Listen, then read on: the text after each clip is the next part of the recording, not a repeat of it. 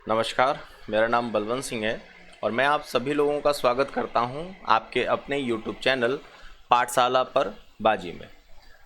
इस चैनल पर हम लोगों ने जो सबसे पहला सब्जेक्ट स्टार्ट किया है वो है इकोनॉमिक्स का। और इकोनॉमिक्स के पहले लेक्चर में हम लोगों ने यहाँ पर डिस्कस किया था कि इकोनॉमी और इकोनॉमिक्स के बीच में क्या डिफरेंसेस होते हैं, और वहीं पर हम लोगों ने ये पढ़ा समझा कि इकोनॉमिकल एक्टिविटीज़ जो हैं वो क्या होती हैं। इकोनॉमिकल एक्टिविटीज़ के 6 स्टेप्स होते हैं और उन्हीं स्टेप्स के बेसिस पर ही फर्दर क्लासिफिकेशन होता है इकोनॉमी का। और उसी क्लासिफिकेशन में आपने देखा था कि कैसे capitalistic economy, socialistic economy, mixed economy, open economy, closed economy, ये इकॉनमी के टाइप डिफाइन किए जाते हैं। हम लोगों ने वहाँ पर ये भी समझा था कि अगर किसी देश की अर्थव्यवस्था डिफाइन करनी है तो वो किस बेसिस पर डिफाइन की जाती है, और साथ ही साथ जो डेवलप्ड और डेवलपिंग कंट्रीज़ को डिफाइन करने का क्राइटेरिया होता है वो कहाँ से निकल कर के आता है। आज के लेक्चर में हम लोग उसी टॉपिक को आगे बढ़ेंगे लेकर के। इकोनॉमिकल एक्टिविटीज़ में जो आपने 6 स्टेप्स पढ़े थे, उन 6 स्टेप्स में सबसे पहला और सबसे इम्पॉर्टेंट का जो स्टेप है वो था इन्वेस्टमेंट का। और इन्वेस्टमेंट का स्टेप ही सबसे महत्वपूर्ण स्टेप माना जाता है।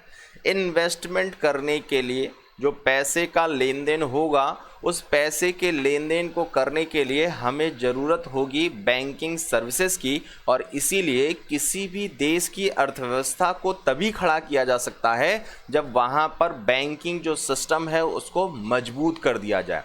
बैंकिंग सिस्टम जितना ज़्यादा स्ट्रॉन्ग होगा, उस देश की जो अर्थव्यवस्था होगी वो उतनी ही तेज़ी से डेवलप हो सकती है। आज का जो मेन टॉपिक है वो बैंकिंग से रिलेटेड है, और इस बैंकिंग से रिलेटेड जो टॉपिक हम लोग डिस्कस करने वाले हैं उसमें हम लोग ये पढ़ेंगे कि भारत में कैसे बैंकिंग की शुरुआत हुई, कौन से ऐसे लोग थे जिन्होंने भारत में बैंकिंग को लेकर के आए और स्थापना की, क्यों आगे चल कर के बैंकों का मर्जर शुरू हुआ और एक नया बैंक बन कर के आया इंपीरियल बैंक ऑफ इंडिया, क्यों रिजर्व बैंक ऑफ इंडिया को बनाने की ज़रूरत पड़ी, क्यों आगे चल कर के बैंकों का नेशनलाइजेशन करना पड़ा, और आज के समय में भी जो करंट सिनेरियो चल रहा है मर्जर का, उसको करने की ज़रूरत क्यों पड़ रही है। ये सारा जो टॉपिक होगा वो आज के लेक्चर में हम लोग डिस्कस करेंगे।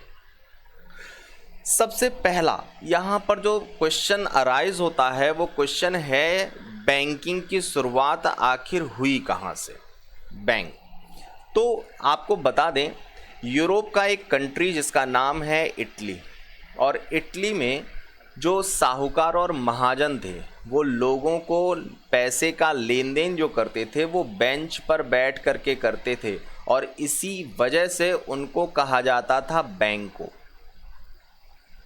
इटली में ये शब्द था बैंको, और बैंको वर्ड से ही एक नया शब्द बन के आया, वो है बैंक। और सबसे इम्पॉर्टेंट बात यहाँ पर यह भी है कि 1157 यानी कि 1157 में विश्व का पहला बैंक भी इस्टेब्लिश किया, और उस बैंक का नाम है बैंक ऑफ वेनिस। लेकिन ये बैंक बहुत लंबे समय तक कारगर नहीं हुआ, फाइनली ये बैंक जो है वो बंद हो चुका था। इसके बाद 1694 में एक बैंक बना है जिसका नाम है बैंक ऑफ इंग्लैंड, और ये oldest working bank in the world है। विश्व में सबसे पुराना कार्यरत अगर कोई बैंक है तो उसका नाम है बैंक ऑफ इंग्लैंड, और इसी वजह से बैंक ऑफ इंग्लैंड को मदर ऑफ ऑल बैंक्स भी कहा जाता है। अब यहाँ से आप थोड़ा सा लिंक लेकर के चलेंगे तो आपने देखा कि बैंक ऑफ इंग्लैंड बना, यानी कि इंग्लैंड। अगर इंग्लैंड है और हमें बात करनी है यहाँ पर भारत की, तो क्या भारत और इंग्लैंड के बीच में कोई रिलेशन है? तो शायद आप लोग यही कहेंगे कि इन अंग्रेज़ों ने हम लोगों के ऊपर शासन किया था, और शासन करने की वजह से ही भारत में जो बैंकिंग का कॉन्सेप्ट है वो भी लेकर के कौन आए, तो वो थे अंग्रेज, और अंग्रेज़ों ने ही भारत में बैंकिंग सिस्टम की शुरुआत की। लेकिन यहाँ पर आपको एक बेसिक सी बात भी समझनी चाहिए, और वो बेसिक सी बात क्या है, हमें 2 चीज़ों को समझना है। पहला है वो अंग्रेज जो भारत में थे,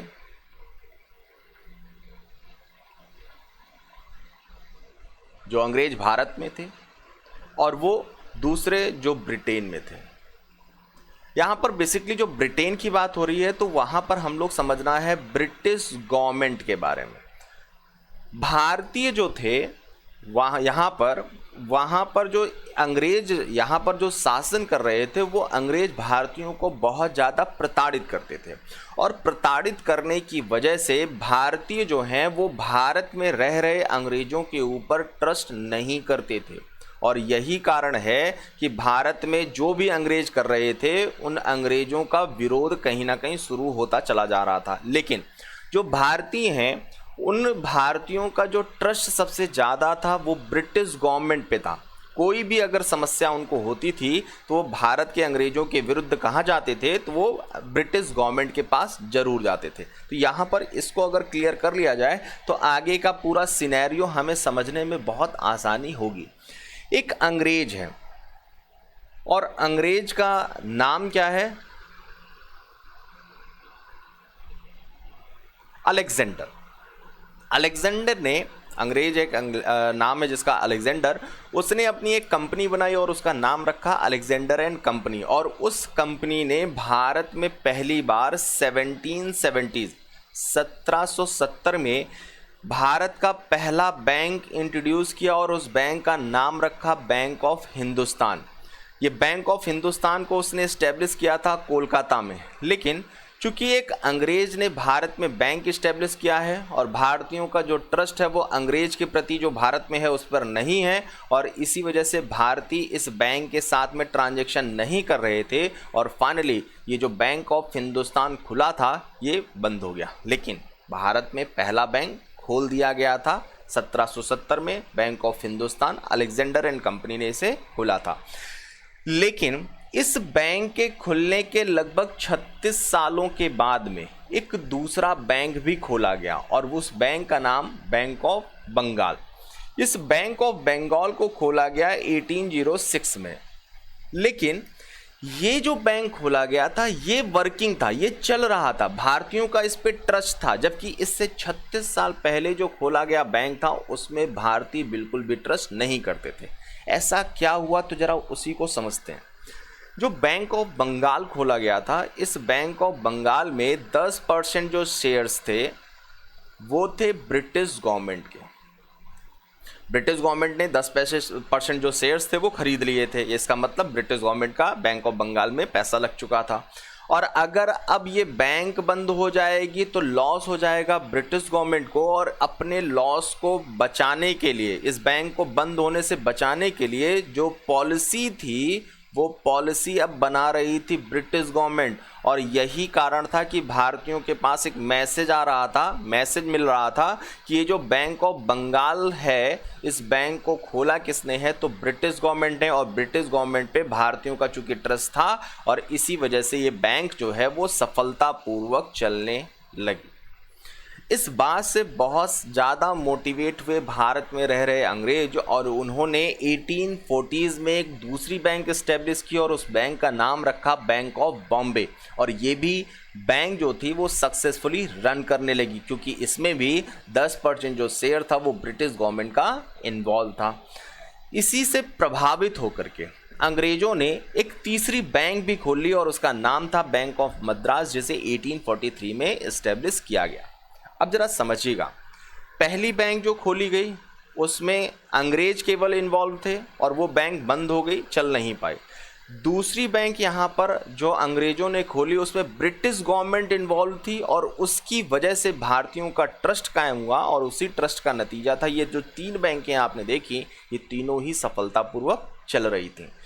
यहाँ पर जो अंग्रेज थे उन लोगों ने भारतीयों की साइकोलॉजी को समझना शुरू कर दिया था। और आपको अगर पता होगा तो भारत में बहुत सारी विदेशी कंपनियां भी आईं, पुर्तगाली भी आए, डच, डेन, अंग्रेज, फ्रांसीसी सब आए। लेकिन इन सभी कंपनियों के आने के बावजूद सबसे ज़्यादा अगर सफल रहे तो वो थे अंग्रेज। और अंग्रेज सफल केवल इस वजह से हो पाए थे क्योंकि वो भारतीयों की जो सोच थी, साइकोलॉजी थी, उसे बहुत अच्छी तरीके से समझने लगे थे। अंग्रेजों ने ये समझा कि अगर ब्रिटिश गवर्नमेंट केवल 10% इन्वॉल्व है तो भारतीयों का ट्रस्ट कायम हो रहा है, क्यों ना एक ऐसी बैंक खोल दी जाए जिसमें 100% जो शेयर्स हैं वो ब्रिटिश गवर्नमेंट के हों। 100% शेयर्स ब्रिटिश गवर्नमेंट के होंगे और इसी वजह से 1865 में एक बैंक खोली गई जिसका नाम इलाहाबाद बैंक, और इसे खोला कहाँ गया तो कोलकाता में। ये चूंकि 100% ब्रिटिश गवर्नमेंट के पैसे से खुली थी, इस वजह से इस बैंक को कहा गया पब्लिक सेक्टर बैंक, यानी कि भारत में जो पहला पब्लिक सेक्टर बैंक खुला उसका नाम इलाहाबाद बैंक था। अब इस इलाहाबाद में जो ट्रस्ट है वो भारतीयों का ज़्यादा हो रहा है, भारतीय अपना ट्रांजैक्शन इस बैंक से ज़्यादा कर रहे हैं, और यही कारण था कि इलाहाबाद बैंक जो है वो तेज़ी से आगे बढ़ने लगा। इसी से और ज़्यादा मोटिवेशन मिल रहा था उन अंग्रेज़ों को, और वो लगातार भारतीयों की सोच को देखते हुए आगे की पॉलिसीज़ भी बना रहे थे। और एक अगली पॉलिसी जो बनाई गई वो 1881 में एक बैंक बनाया गया जिसका नाम अवध कॉमर्शियल बैंक था। ये पहला कॉमर्शियल बैंक बनाया जा रहा है अंग्रेज़ों की तरफ से।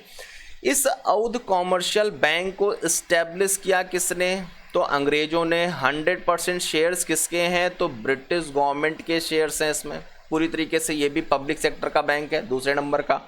और इस पब्लिक सेक्टर के बैंक में जो ऑपरेटर्स होंगे, यानी कि जो ऑपरेशन होगा वो ऑपरेशन कौन करेगा, तो वो करेंगे इंडियंस। अब यहाँ पर क्या साइकोलॉजी अंग्रेज़ों ने देखिए समझिएगा। भारत में एडवर्टीज़मेंट करते हैं अमिताभ बच्चन मैगी का, और वो जब एडवर्टीज़मेंट करते हैं तो उसमें वो कहते हैं 2 मिनट में मैगी, और उनके कहने की वजह से भारत के अधिकांश जो लोग हैं वो मैगी खाना शुरू कर दिए। अब ज़रा यहाँ पर सोच के देखिए, अगर उस मैगी का प्रचार अमिताभ बच्चन यानी कि भारतीय किसी भी जो प्रमोटर है उससे ना करवा करके किसी विदेशी से करवाया जाता जिसको हम और आप नहीं जानते, तो शायद हम और आप कभी भी मैगी को नहीं खरीदते। लेकिन मैगी क्यों खरीद रहे हैं, क्योंकि उसका जो प्रचार है वो एक भारतीय कर रहे हैं, अमिताभ बच्चन कर रहे हैं। अब यहाँ पर एक दूसरी बात समझनी है कि अगर भारतीय किसी चीज़ का प्रचार करता है तो एक ट्रस्ट कायम होता है, और अगर वो ट्रस्ट कायम होगा तो हम उस चीज़ में इन्वॉल्व होंगे, और अगर हम उसमें इन्वॉल्व होने लगेंगे तो वो तेज़ी से चीज़ें आगे बढ़ती रहेंगी। दूसरा पार्ट, अगर अमिताभ बच्चन मैगी का प्रचार कर रहे हैं तो क्या उन्होंने पूरी जिम्मेदारी ले रखी होगी कि सभी भारतीयों को मैगी खिला देंगे, तो आंसर होगा नहीं। उन्होंने लिमिटेड लायबिलिटीज़ ले रखी है। उन्होंने सिर्फ इतना कहा है कि मैं प्रचार करूंगा, खाए या ना खाए, बिके या ना बिके, उसकी जिम्मेदारी अमिताभ बच्चन की नहीं होगी। मतलब लायबिलिटीज़ कैसी हैं, तो लिमिटेड। अब जरा उसी चीज़ को आप यहाँ पर लागू करके देखिए। अवध कॉमर्शियल बैंक जो था उसे अंग्रेजों ने इस्टेब्लिश कर लिया, और उसको चलाने के लिए किसको रखा, तो भारतीयों को। तो क्या भारतीयों ने पूरी जिम्मेदारी ले रखी होगी कि इस बैंक को हम लोग तेजी से आगे बढ़ा देंगे, तो ऐसा नहीं है। इसका मतलब यहाँ पर जो भारतीय हैं उनकी जो लायबिलिटीज़ हैं वो कैसी होंगी, तो वो लिमिटेड होंगी। तो यहाँ पर क्या क्वेश्चन बनता है कि लिमिटेड लायबिलिटीज़ द्वारा भारतीयों द्वारा संचालित पहला बैंक कौन सा था, तो वो अवध कॉमर्शियल बैंक था। Awadh commercial bank was the first bank that was operated by Indians with limited liabilities.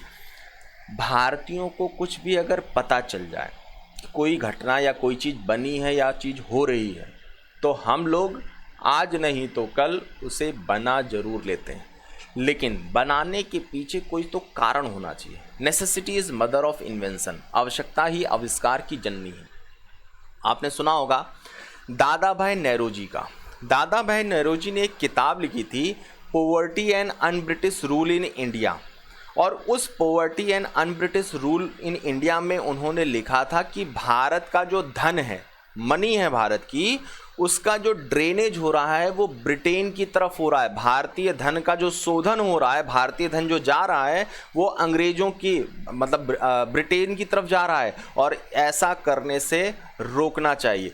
इसी से मोटिवेट हो करके एक बहुत ही प्रसिद्ध नेता हैं लाला लाजपत राय, और लाला लाजपत राय ने एक बैंक इस्टेब्लिश करवाया 1894 में, और उस बैंक का नाम था पंजाब नेशनल बैंक।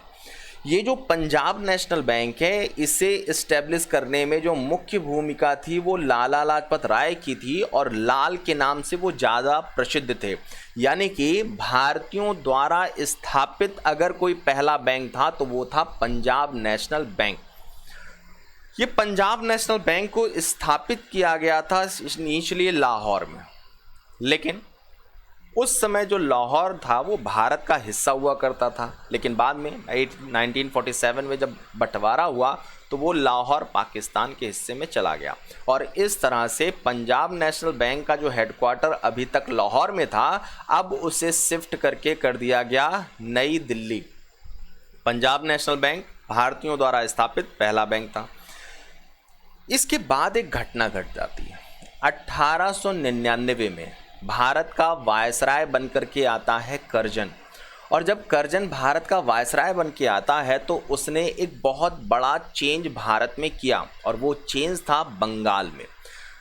करजन ने 1905 में बंगाल, जो कि उस समय का सबसे बड़ा प्रेसिडेंशियल एरिया था, सबसे बड़ा राज्य था, उसको 2 हिस्सों में बांट दिया।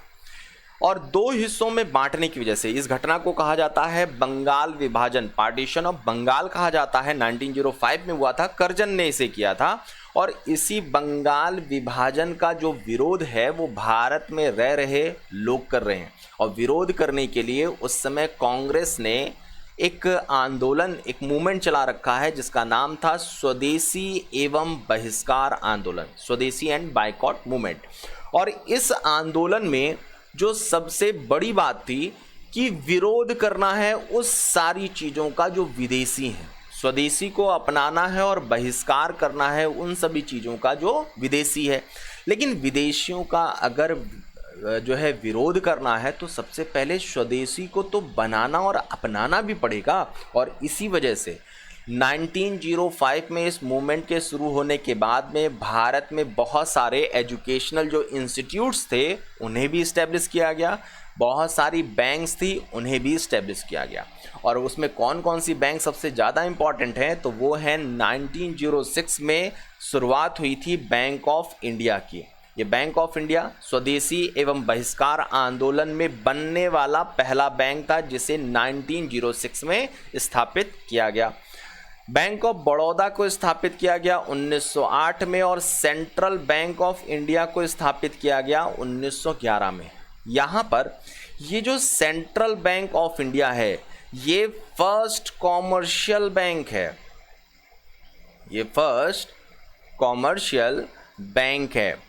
लेकिन अभी तो आपने पहले भी पढ़ रखा है कि और कॉमर्शियल बैंक भी एक कॉमर्शियल बैंक था, तो वो ब्रिटिश के द्वारा इस्टेब्लिश किया गया था, जबकि सेंट्रल बैंक ऑफ इंडिया ये पहला कॉमर्शियल बैंक है जिसे इस्टेब्लिश किया था इंडियंस ने। भारतीयों द्वारा स्थापित जो पहला वाणिज्यिक बैंक था वो था सेंट्रल बैंक ऑफ इंडिया, जिसे 1911 में इस्टेब्लिश किया गया। 1911 में ही स्वदेशी और बहिष्कार जो आंदोलन था वो ख़त्म हो चुका था, उसका एंड कर दिया गया था दिल्ली दरबार बुला करके, और ये पूरा जो मामला था वो यहीं पर ख़त्म हो चुका था। अब भारत में जो बैंक हैं वो कुछ स्वदेशी हैं, लेकिन बहुत से ऐसे बैंक हैं जो विदेशी हैं, जो ब्रिटिश गवर्नमेंट के द्वारा चलाए जा रहे हैं। इसी दौरान एक बहुत बड़ी घटना जो है वो विश्व में हो जाती है, और वो थी विश्व युद्ध। विश्व युद्ध की जो शुरुआत हुई वो 1914 में हुई, और ये विश्व युद्ध चला 1918 तक। लंबा विश्व युद्ध है, पहला विश्व युद्ध है। इस विश्व युद्ध में शामिल कौन है, तो इसमें ब्रिटेन भी शामिल है, और वही ब्रिटेन जिसने भारत पर कब्जा कर रखा है। उसी ब्रिटेन के ही भारत में बहुत सारे बैंक्स भी हैं, और उन बैंकों में भारतीय जो लोग हैं उन्होंने अपना रुपया भी जमा कर रखा है। तो ज़रा समझिएगा भारतीयों की साइकोलॉजी। भारतीय जो हैं वो 2 कामों में बहुत पीछे हैं, पहला है मार खाने में और दूसरा पैसे के मामले में।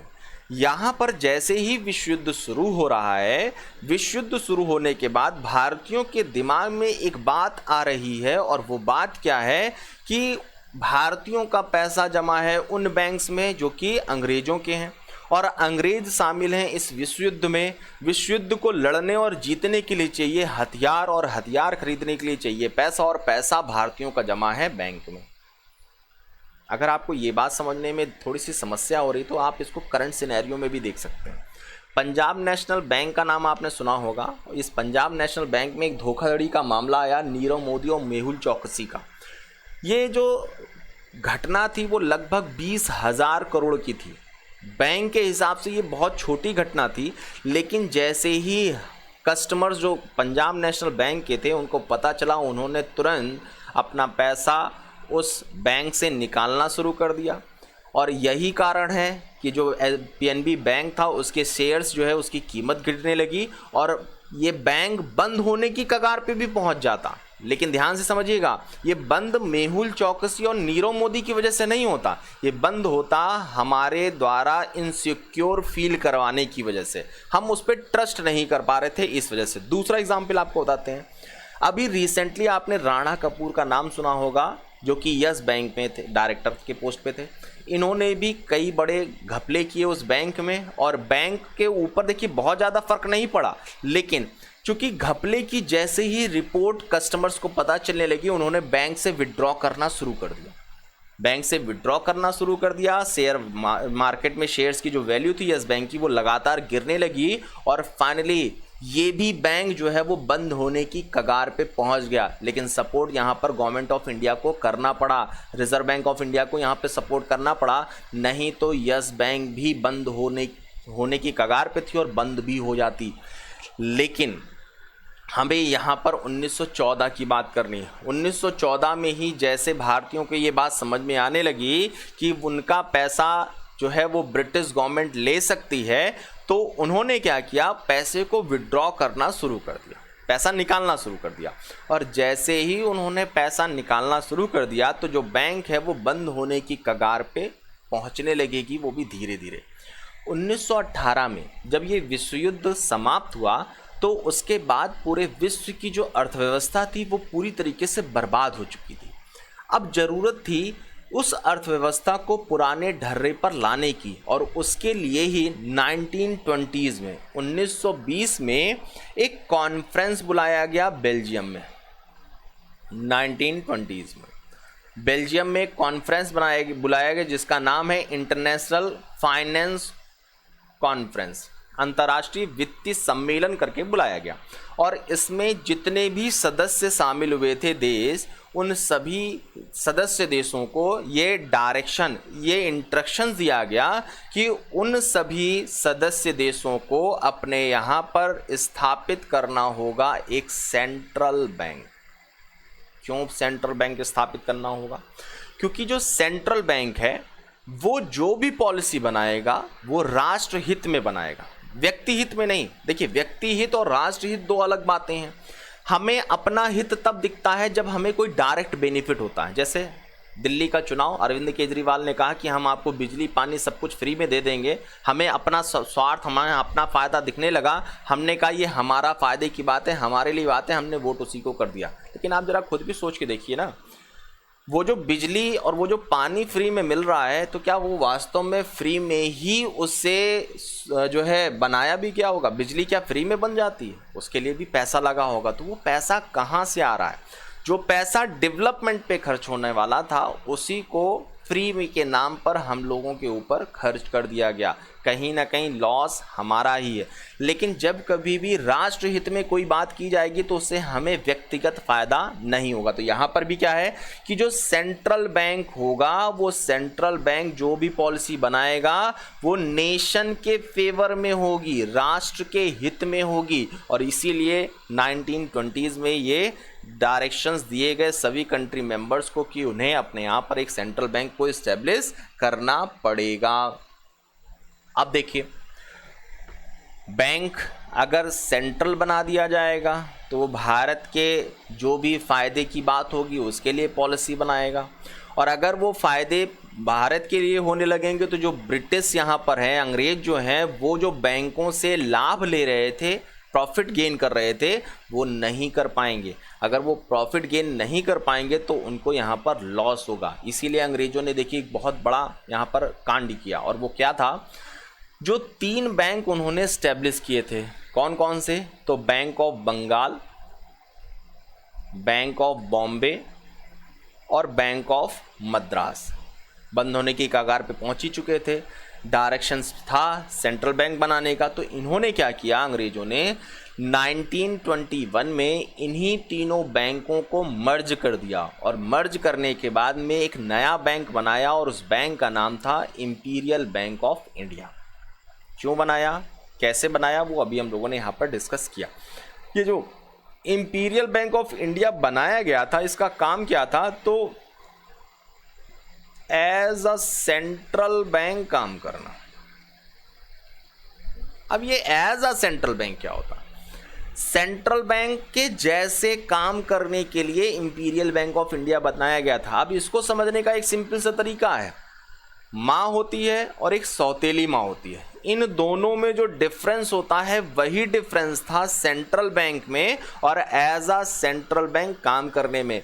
तो आप इतने समझदार हैं कि आसानी से इस चीज़ को आप समझ सकते हैं। और यही जो इंपीरियल बैंक ऑफ इंडिया थी, जब 1947 में हमारा भारत आज़ाद हो गया तो उसे गवर्नमेंट ऑफ इंडिया ने खरीद लिया। खरीदा कब? तो 1 जुलाई 1956 को, और इसी का नाम आज के समय में आप जानते होंगे स्टेट बैंक ऑफ इंडिया। कब खरीदा गया? तो वो 1 जुलाई 1956 को, 1 जुलाई 1956 को वही इंपीरियल बैंक ऑफ जो इंडिया था उसी को खरीद लिया गवर्नमेंट ऑफ इंडिया ने और उसका नाम बदल के रख दिया स्टेट बैंक ऑफ इंडिया। लेकिन ये तो बात हम लोगों ने जंप कर ली 1921 से डायरेक्ट 1956 में।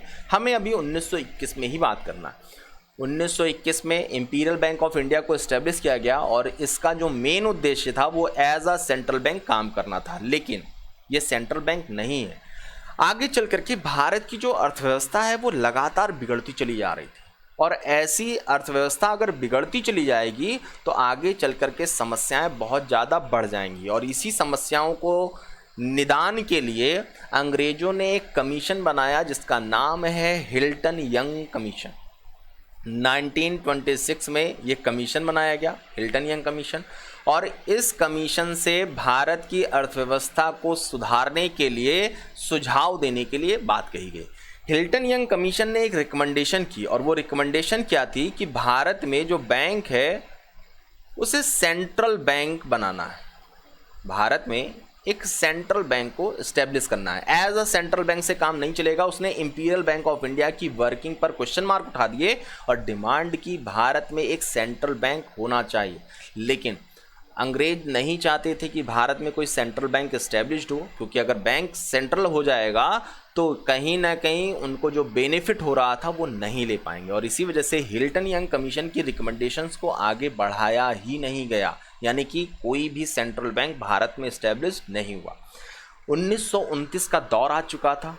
विश्व में एक बहुत बड़ी जो डिप्रेशन है, मंदी है, उसका दौर की शुरुआत हो रही है। और वो शुरुआत कहाँ से हुई? तो वो शुरुआत हो रही है अमेरिका से। और इस अमेरिका में शुरुआत हुई जो विश्व आर्थिक मंदी थी, उससे पूरा विश्व जो था उसकी अर्थव्यवस्था कहीं ना कहीं बिगड़ने लगी। भारत उससे अछूता नहीं था।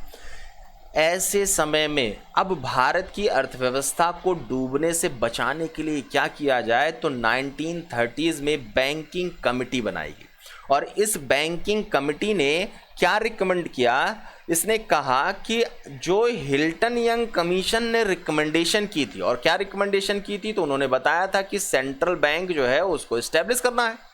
तो ये जो रिकमेंडेशन थी हिल्टन यंग कमीशन की, उस रिकमेंडेशन को अब हमें बनाना पड़ेगा, मानना पड़ेगा। और मजबूरी में ही सही, अंग्रेजों ने 1934 में सेंट्रल बैंक को इस्टेब्लिश करने के लिए एक एक्ट बनाया जिसका नाम था reserve bank of India act. Reserve bank of India act कब बनाया गया? 1934 में। इस एक्ट के बनाने के बाद में 1 अप्रैल 1935 को जो रिजर्व बैंक ऑफ इंडिया है उसे स्थापित भी किया गया, इस्टेब्लिश किया गया। और ये इस्टेब्लिशमेंट कहाँ पर हुआ? तो ये किया गया कोलकाता में। इसका हेडक्वार्टर जो बनाया गया वो कोलकाता में बनाया गया। लेकिन 1937 में इसका जो हेडक्वार्टर पहले कोलकाता था उससे शिफ्ट कर दिया गया और कहाँ पे बनाया गया, तो वो है मुंबई। यानी कि आज के डेट में रिजर्व बैंक ऑफ इंडिया का जो हेडक्वार्टर है वो कहाँ पर है, तो मुंबई में है। कब शिफ्ट किया गया? 1937 में। पहले कहाँ था, तो वो कोलकाता में था। रिजर्व बैंक ऑफ इंडिया जो स्थापित किया गया था, उस स्थापित करते समय वो एक प्राइवेट बैंक के रूप में ही स्थापित हुआ था, लेकिन वो प्राइवेट एक सेंट्रल बैंक है, ध्यान रखिएगा इस बात को। और इस आरबीआई ने 2 ऐसे देश हैं जिनके लिए एज अ सेंट्रल बैंक भी काम किया है, और वो देश कौन कौन से हैं, तो वो एक है बर्मा, जिसको आज हम लोग म्यांमार के नाम से जानते हैं, और दूसरा है हमारा पड़ोसी देश पाकिस्तान। पाकिस्तान और बर्मा के लिए हमारे रिजर्व बैंक ऑफ इंडिया ने एज अ सेंट्रल बैंक काम भी किया है। जब भारत आज़ाद हुआ तो आज़ादी के बाद में इस प्राइवेट बैंक, आरबीआई चूंकि एक प्राइवेट बैंक के रूप में स्थापित हुआ था, इस प्राइवेट बैंक को 1 जनवरी 1949 को गवर्नमेंट ऑफ इंडिया ने खरीद लिया, और इस तरह से जो reserve bank of India private bank थी उसका कर दिया गया नेशनलाइजेशन। भारत की पहली नेशनलाइज्ड होने वाली जो बैंक थी वो है रिजर्व बैंक ऑफ इंडिया, जो कि भारत की एक सेंट्रल बैंक है, और बैंक के लिए मॉनेटरी पॉलिसी के लिए या बहुत सारे डेवलपमेंट जो प्रोसेस होते हैं उनके लिए पॉलिसी बनाने का जो मेन रोल है वो रिजर्व बैंक ऑफ इंडिया निभाती है। आगे हम लोग देखते हैं कि भारत में नेशनलाइजेशन की ज़रूरत क्यों पड़ी, क्या ऐसी समस्या थी जो प्राइवेट बैंक्स को नेशनलाइजेशन करना पड़ा आफ्टर इंडिपेंडेंस। आप सभी लोगों को पता है कि हमारा जो भारत है वो एक कृषि प्रधान देश है। कृषि की प्रधानता है, मतलब यहाँ पर फार्मर्स का इन्वॉल्वेशन जो है वो ज़्यादा होगा, और किसान जो है उसके पास में कभी भी आप देखेंगे तो नकदी की बड़ी समस्या रहती है, नकदी मतलब कैश की, और उसके लिए उस नकदी की समस्या से को सुलझाने के लिए वो हमेशा से डिपेंडेंट किस पे रहा, तो साहूकार, महाजन और ठाकुरों पर। पुरानी अगर आपने मूवीज़ देखी होगी तो उन मूवीज़ में यही सारी चीज़ें आपको देखने को मिलेंगी कि पेपर ज़मीन के ला करके ठाकुर के पास रख करके लोन ले लिया और वो पैसा दे नहीं पाया और ठाकुर ने उसकी ज़मीन को हड़प लिया। ये सारा मामला आपने पूरा देखा हो। अगर किसान की ज़मीन ले ली जाएगी तो शायद किसान फिर कभी भी सरवाइव नहीं कर सकता। सरवाइव नहीं कर सकता मतलब सुसाइड। अगर इसी तरीके से जो किसान है वो सुसाइड करते रहे तो हमारी देश की जो इकॉनमी है वो पूरी तरीके से बर्बाद हो जाएगी, क्योंकि एग्रीकल्चर बेस्ड इकॉनमी थी। अब क्या किया जाए जिससे किसानों को ये समस्या ना हो, तो उसके लिए श्रीमती इंदिरा गांधी ने एक बहुत बड़ा और बहुत बोल्ड स्टेप उठाया, और वो था बैंकों का नेशनलाइजेशन करने का। बैंकों का नेशनलाइजेशन करने के पीछे जो मेन ऑब्जेक्टिव था श्रीमती इंदिरा गांधी का, वो ये कि जो बैंकिंग सर्विसेज हैं उन सर्विसेज को रूरल एरियाज़ में पहुंचाना था। ऐसी ज़रूरत क्यों पड़ी? क्योंकि देखिए, पहले जो बैंक्स इस्टेब्लिश्ड हुए थे वो सब प्राइवेट बैंक थे। वो प्राइवेट बैंक जो इस्टेब्लिश्ड हुए थे वो वहीं पर अपनी ब्रांचेस को खोल रहे थे जहां पर उन्हें बिजनेस मिलता था, मतलब प्रॉफिट होता था। और ग्रामीण क्षेत्रों में चूंकि उन्हें बिजनेस करने को ज़्यादा नहीं मिलता था और इस वजह से वो वहाँ पर अपनी ब्रांचेस वगैरह नहीं खोलते थे। लेकिन बैंकिंग सर्विसेज अब ग्रामीण क्षेत्रों तक पहुँचानी थी, और अगर वो ग्रामीण क्षेत्रों में जो है प्रेशर डाल करके जो प्राइवेट बैंक्स हैं उनको भेज देंगी, बिजनेस ना होने की वजह से वो बैंक्स बंद होने लगेंगे। अगर वो बैंक्स बंद होने लगेंगे तो कहीं ना कहीं देश की इकॉनमी भी गड़बड़ हो जाएगी। अभी आपको पहले भी बताया था ये हमने। इसीलिए श्रीमती इंदिरा गांधी ने एक बहुत बड़ा और बोल्ड स्टेप लिया, वो था नेशनलाइजेशन का। नेशनलाइजेशन को भारत में परफॉर्म किया गया 2 राउंड में। राउंड कितने हुए? तो वो थे 2। फर्स्ट जो राउंड हुआ वो खेला गया 19 जुलाई 1969 को, 19 जुलाई 1969 को। और उस समय ये डिसाइड किया गया जो भी प्राइवेट बैंक है अगर उसका कैपिटल 50 करोड़ या उससे ज़्यादा है तो उन बैंकों का नेशनलाइजेशन कर दिया जाएगा। और इस तरह से उस समय 14 बैंकें ऐसी निकली जिनका मार्केट कैपिटल 50 करोड़ या उससे ज़्यादा था। सेकेंड राउंड जो चला श्रीमती इंदिरा गांधी ने वो था 15 अप्रैल 1980 को। और उसमें ये डिसाइड किया गया कि अगर कोई भी बैंक, कोई भी प्राइवेट बैंक जिसका मार्केट कैपिटल अगर 200 करोड़ या उससे ज़्यादा है तो उसका नेशनलाइजेशन किया जाएगा। स्टेप बाय स्टेप चूँकि ये प्रोसेस हो रहा था, इस वजह से इसको नेशनलाइजेशन कहा जाता है। और इस समय उन्होंने देखा तो 6 ऐसी बड़ी बैंक्स थी जिनका मार्केट कैपिटल जो था वो 200 करोड़ से ज़्यादा था। अगर आप देखेंगे तो 14 बैंकें पहले राउंड में और दूसरे राउंड में 6 बैंकें निकल के आई। टोटल जो बैंक्स हो गई उनकी संख्या कितनी हो गई? 20। लेकिन 1993 में एक बैंक है जिसका नाम था न्यू बैंक ऑफ इंडिया, और इस न्यू बैंक ऑफ इंडिया को मर्ज कर दिया गया पंजाब नेशनल बैंक में।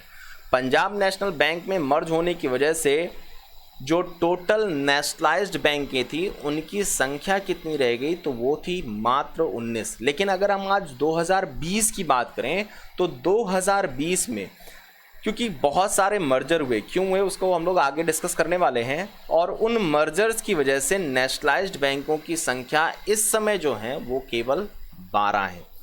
ये मर्जर क्यों किया गया वो अभी हम लोग आगे डिस्कस करेंगे, तो आपको सारा बैकग्राउंड जो है वो भी समझ में आ जाएगा।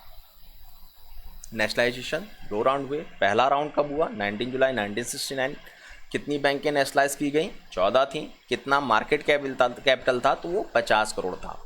दूसरा जो नेशनलाइजेशन होगा वो 1980s में होगा। लेकिन एक बात यहाँ पर देखिए, जब पहला नेशनलाइजेशन किया गया तो उसका ऑब्जेक्टिव अभी हमने बताया कि रूरल एरियाज़ में बैंकिंग सर्विसेज को पहुँचाना था। 1975 में श्रीमती इंदिरा गांधी ये जानना चाहती थी कि जो 1959 में बैंकों का नेशनलाइजेशन किया गया उस नेशनलाइजेशन का कितना बेनिफिट जो है वो रूरल एरियाज़ में पहुंचा, और इसीलिए उन्होंने एक कमेटी बनाई और उस कमेटी के जो हेड थे उनका नाम था नरसिम्हन। तो कमेटी का नाम हो गया नरसिम्हन कमेटी। कब बनाई गई? तो 1975 में। नरसिम्हन कमेटी ने जो रिपोर्ट सौंपी वो रिपोर्ट 1975 में ही सबमिट कर दी, और उस रिपोर्ट में उन्होंने ये बताया कि जिस लिए नेशनलाइजेशन किया गया था, यानी कि प्राइवेट बैंकों का जो नेशनलाइजेशन किया था वो बैंकिंग सर्विसेज को रूरल एरियाज़ में पहुंचाने के लिए, लेकिन उसमें कामयाबी मिली तो है लेकिन उसका परसेंटेज बहुत कम है, और इतना कम परसेंटेज होने की वजह से बैंकिंग सर्विसेज पूरी तरीके से ग्रामीण क्षेत्रों में जाने में बहुत वर्ष लग जाएंगे, और इस तरह से भारत की अर्थव्यवस्था को सुधारा नहीं जा सकता। ये बहुत बड़ी चुनौती थी भारत की अर्थव्यवस्था को खड़ी करने के लिए। जो नरसिम्हन कमेटी थी उन्होंने एक रिकमेंडेशन भी किया, और रिकमेंडेशन क्या था? उन्होंने ये कहा कि अगर भारत में हम छोटे छोटे ग्रामीण स्तर पर बैंकों को इस्टेब्लिश कर दें तो बैंकिंग की जो सर्विसेज हैं उन्हें हम आसानी से पहुंचा सकते हैं ग्रामीण क्षेत्रों तक। और इसीलिए श्रीमती इंदिरा गांधी ने जो रिजर्व बैंक, ये जो नरसिम्हन कमेटी थी, उस नरसिम्हन कमेटी की रिकमेंडेशन क्या थी? रीजनल रूरल बैंक्स को इस्टेब्लिश करने की, उसे मान लिया, उसे एक्सेप्ट कर लिया, और उसी का परिणाम था 2 अक्टूबर 1975 को 5 स्थानों पर इन आरआरबीज़ को इस्टेब्लिश कर दिया गया, लेकिन प्रैक्टिकल के बेसिस पर।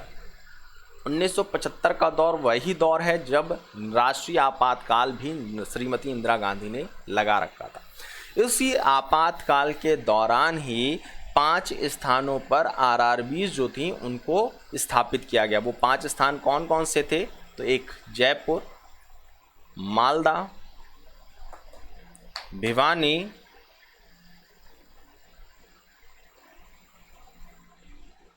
गोरखपुर और मुरादाबाद। ये जो बैंकें इस्टेब्लिश की गई जो कि रीजनल रूरल बैंक्स थी, इन बैंकों के स्थापित होने से जो बैंकिंग सर्विसेज थी उन्हें रूरल एरियाज़ तक पहुंचाने में बहुत आसानी हो गई, कामयाबी भी बहुत ज़्यादा मिली। और यही कारण है कि अगर आज के समय में देखा जाए तो रीजनल रूरल जो बैंक्स हैं उनकी कुल संख्या कितनी है? तो वो है 56। पहली जो रीजनल रूरल बैंक बनाई गई उसका नाम प्रथमा बैंक, जिसे सिंडिकेट बैंक ने स्पॉन्सर किया था, और इसको इस्टेब्लिश किया गया मुरादाबाद में। 1975 में प्रयोग किया गया था इन आरआरबीज़ को बनाने का। आगे 1976 में आरआरबी के लिए एक एक्ट बनाया गया जिसका नाम था आरआरबी एक्ट। कब बनाया गया? तो 1976 में। 1980s में दूसरा राउंड चला उसी नेशनलाइज्ड बैंकों का, जिसको हम लोग पढ़ चुके हैं, और यहाँ पर टोटल जो बैंक्स निकल के आई वो 6 बैंक की थी। अब भारत में जो नेशनलाइज्ड बैंक थी, या कह सकते हैं जो सरकारी बैंकें थी, उनकी संख्या लगातार बढ़ने लगी, और लगातार बढ़ती हुई जो संख्या थी उसकी वजह से बैंकिंग सर्विसेज रूरल एरियाज़ में पहुंचाने में तो बहुत आसानी हो रही थी, लेकिन एक बहुत बड़ी समस्या की शुरुआत भी हो रही थी। शुरुआत खुद सरकारी बैंक थे।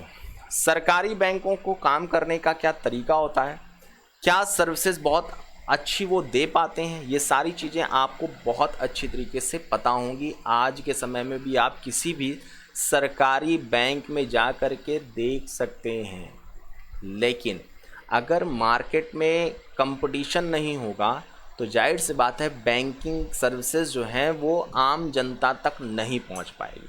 और इसी वजह से 1991 में एक बार फिर से नरसिम्हन कमेटी का गठन किया गया, और उनसे जब रिपोर्ट मिली तो रिपोर्ट में उन्होंने कहा कि भारत में जो सरकारी बैंक्स हैं उन सरकारी बैंक्स के बीच में कंपटीशन नहीं है, और अगर कंपटीशन नहीं होगा तो बैंकिंग की जो सर्विसेज हैं उनमें सुधार नहीं किया जा सकता। उन्होंने इस रिपोर्ट में कहा कि भारत में सरकारी बैंकों के साथ साथ प्राइवेट बैंक्स को भी लाइसेंस देने की प्रक्रिया शुरू कर देनी चाहिए, और उन्हीं की रिकमेंडेशन की वजह से ही भारत में पहली बार नेशनलाइजेशन के बाद पहली बार प्राइवेट बैंकों को लाइसेंस देने की प्रक्रिया शुरू की गई, और वो प्रक्रिया कब शुरू हुई? तो 1993 में। इसके लिए जो लाइसेंस की फ़ीस रखी गई वो थी 100 करोड़। 100 करोड़ रुपए में प्राइवेट बैंकों को नेशनलाइजेशन मिला।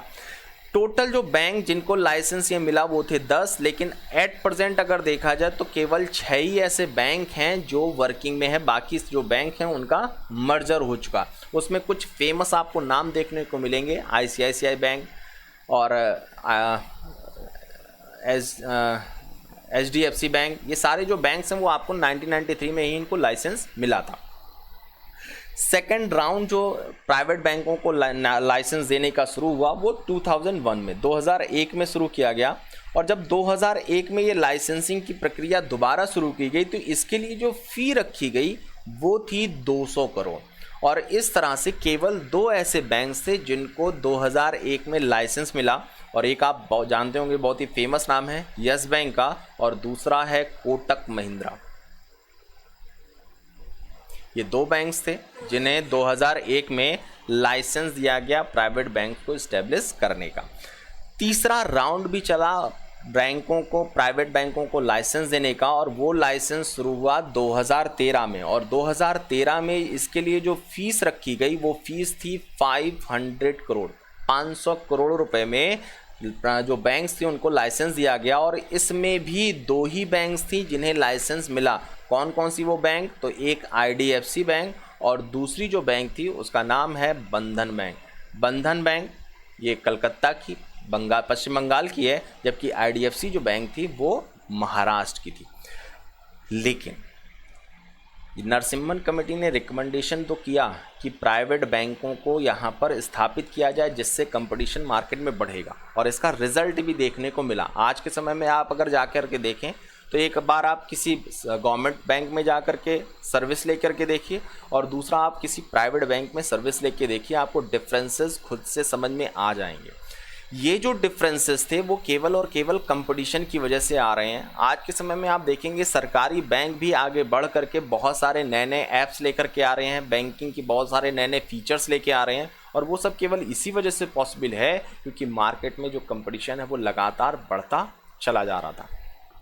लेकिन अभी भी भारत में एक बहुत बड़ा वर्ग ऐसा भी था जहां पर बैंकिंग सर्विसेज नहीं पहुंच पा रही थी, और इसी सर्विसेज को आम लोगों तक पहुंचाने के लिए एक कमेटी बनाई गई है जिसके हेड थे उषा थोराट मैम और नचिकेत मोर सर।